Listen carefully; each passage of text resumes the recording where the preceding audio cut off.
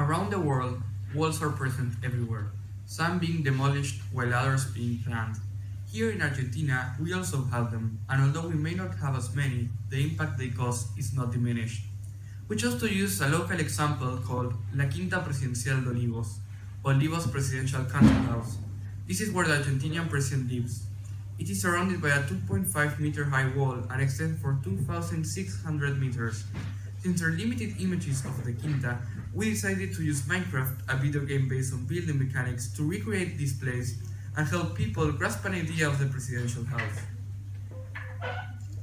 It was built in the middle of the residential neighborhood called Olivos, in the northern area of Buenos Aires, from which it got its name. Olivos is part of the area that surrounds Buenos Aires city. This allows the president to move quickly from one place to the other if needed.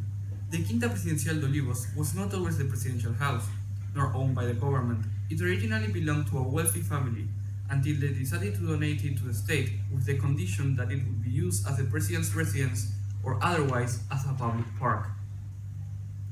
Going back to the topic of walls, we can classify them into two different categories.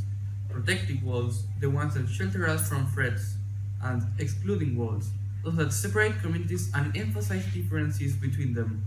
In our case, the Quinta can be placed in any of those categories, since it works as both types of walls at the same time.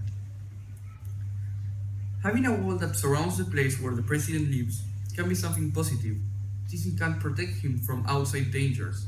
This assures that all throughout his period in which he is in charge, he will be safe and can rule without inconveniences.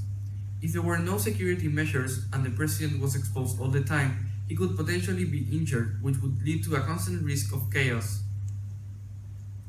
On the other hand, a wall that separates a ruler from his people can stop him from realizing the issues that these citizens have.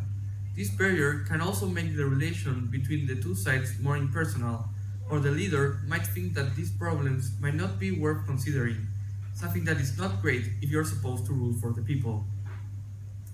In conclusion, this wall can be defined as something harmful or helpful. It all depends on the point of view. Despite this, Mr. Mauricio Macri, the current Argentinian president, has decided to transform 14,500 square meters of La Quinta into a green, open and public space.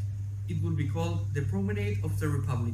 With its construction, the segment of wall that lays there will be demolished, which in a way will reinforce the leader's relation with its citizens, but at the same time keeping the president safe.